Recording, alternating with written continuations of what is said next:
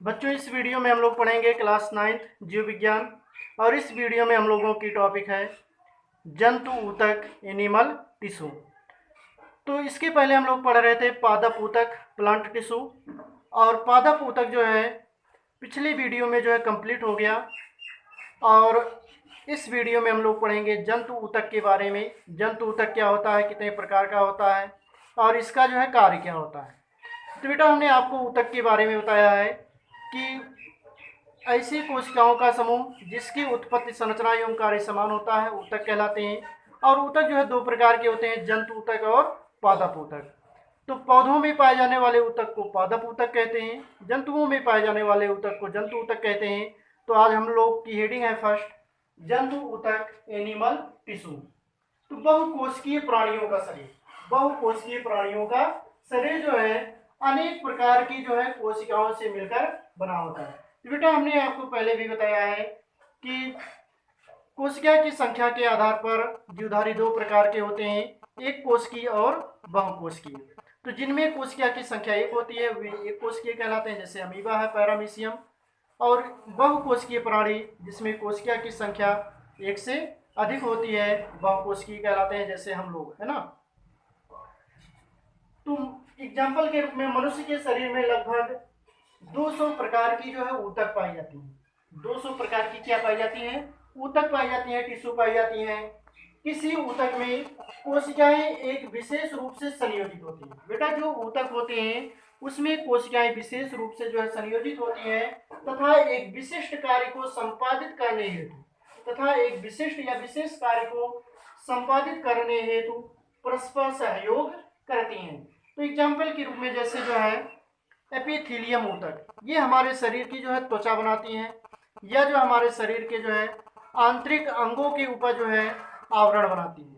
तो बेटा, जो है हमारी त्वचा हमारे शरीर की जो है सुरक्षा करता है, हमारे शरीर के विभिन्न अंगों की सुरक्षा करता है। और इसके अलावा जो है सिक्रीशन में जो है सहायक होती है, श्रावण में सहायक होती है ना। यह जो है जैसे संयोजी ऊतक है, इसमें ब्लड आता है, रुधिर आता है। रुधिर जो है ऑक्सीजन, कार्बन डाइऑक्साइड या पचित भोज्य पदार्थ या जो है हार्मोन्स, इनको जो है एक स्थान से दूसरे स्थान पर पहुंचाने का कार्य करती है। इसी प्रकार से जो है कंकाल ऊतक है, तो ये हमारे शरीर को जो है दृढ़ता प्रदान करती है। और पेशीय ऊतक, ये हमारे शरीर के अंगों में गति उत्पन्न करती है। जैसे जो है हम लोग एक स्थान से दूसरे स्थान पर जाते हैं तो ये जो है गति के कारण ही जाते हैं।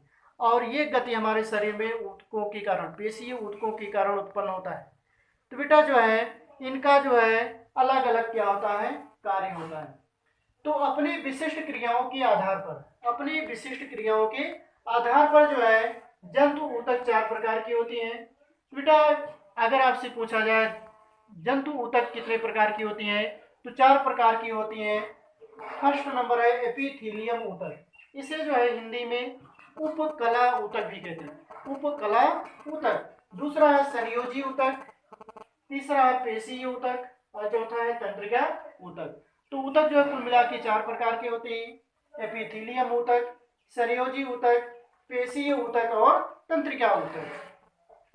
तो इस वीडियो में हम लोगों की फर्स्ट हेडिंग है एपिथीलियम ऊतक, एपिथीलियल टिश्यू। क्या कहते हैं? Epithelial tissue. तो शरीर की जो है बाहरी सतह एवं आंतरिक अंगों की श्लेष्मिक झिल्ली का निर्माण जो है इस ऊतक से होता है। तो बेटा, हमारे शरीर के ऊपर जो ये त्वचा पाई जाती है ये जो है एपिथीलियम ऊतक का बनी होती है। किसका बनी होती है? एपिथीलियम ऊतक का। यह जो है जैसे हृदय है, वृक्क है, फेफड़े है, आमाशय है, छोटी आंत है, तो इन सब के ऊपर भी जो है एक आवरण पाई जाती है, झिल्ली पाई जाती है। और यह आवरण जो है किस ऊतक की बनी होती है? तो एपिथीलियम ऊतक की बनी होती है। तो बेटा, जो है जितने भी जो है हमारे शरीर के आंतरिक अंग है या जो है बाह्य अंग है, या जो हमारी जो है शरीर पर जो है त्वचा पाई जाती है, यह एपिथीलियम ऊतक की बनी होती है। तो बेटा, अगर आपसे क्वेश्चन पूछा जाए कि जो है हमारी त्वचा किन ऊतकों से मिलकर बनी होती है, तो एपिथेलियम ऊतकों की बनी होती है। यह पूछा जाए हमारे शरीर के जो आंतरिक अंग है उसके ऊपर जो आवरण पाए जाते हैं, श्लेष्मिक झिल्लियां पाई जाती हैं, ये जो है किन ऊतकों की बनी होती हैं, तो एपिथेलियम ऊतकों की बनी होती है। यह कोशिकाओं की ऐसी पतली परत के रूप में जो है होता है जो शरीर की रक्षा करने वाले कवच या जो है आवरण का कार्य करती है। तो त्वचा की जो है बाह्यतम परत यूं जो है मुख गुहा, नासा गुहा, नासा गुहा मतलब जो है जो ये हमारा नासिका है, इसके अंदर जो गुहा पाई जाती है, आमाशय, आंत, हृदय, वृक्क आदि की जो है आंतरिक सतह, ये जो है एपिथेलियम ऊतक की जो है बनी होती है।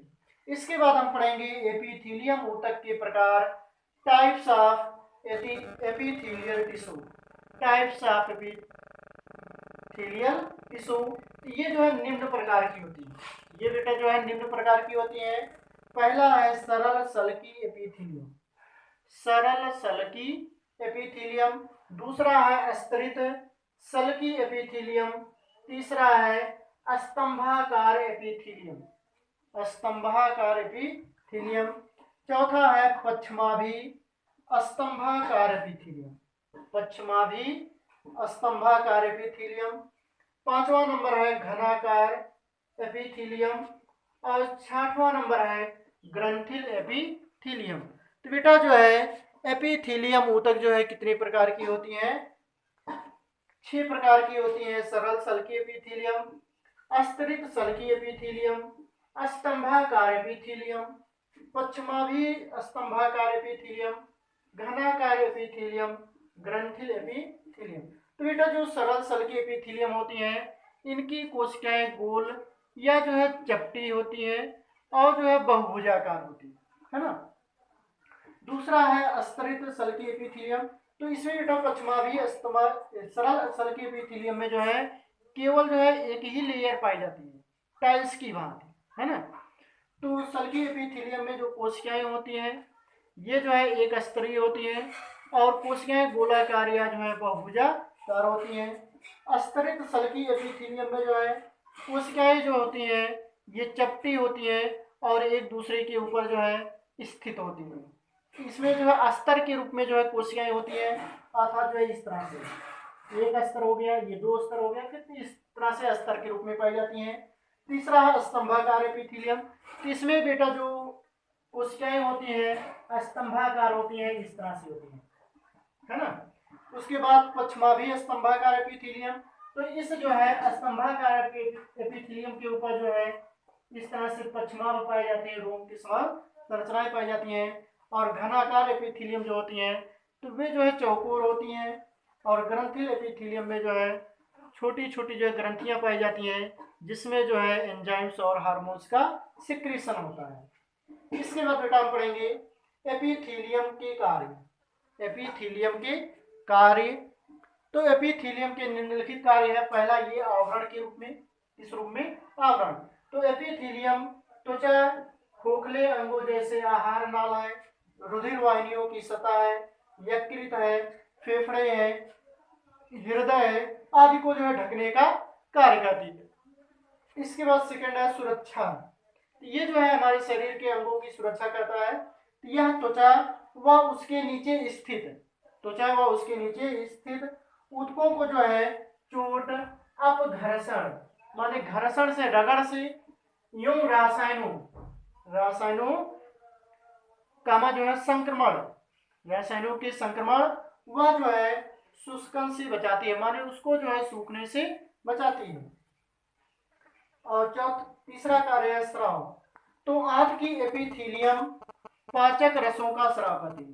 आंत की एपिथेलियम क्या कहती है, पाचक रसों का स्राव करती है। उससे जो है अनेक पाचक एंजाइम निकलते हैं जो भोजन का पाचन करते हैं।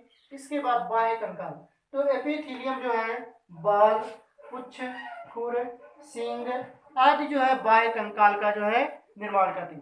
बेटा जो है एपिथेलियम ऊतक जो है बाह्य कंकाल का जो है निर्माण करती हैं। ये जैसे खुर है, सींग है, हमारे शरीर पर जो बाल पाए जाते हैं, ये सब जो है बाह्य कंकाल है। और इसका निर्माण जो है एपिथीलियम ऊतक से होता है। किससे होता है? एपिथीलियम ऊतक से।